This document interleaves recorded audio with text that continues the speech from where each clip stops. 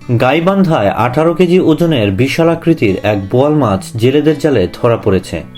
গাইবান্ধার সাদুল্লাপুর উপজেলার ঘাগট নদীর গুড়াখাওয়া নামক এলাকা থেকে জেলে প্রবীর দাসের জালে ধরা পড়ে বিশাল আকারের বোয়াল মাছটি।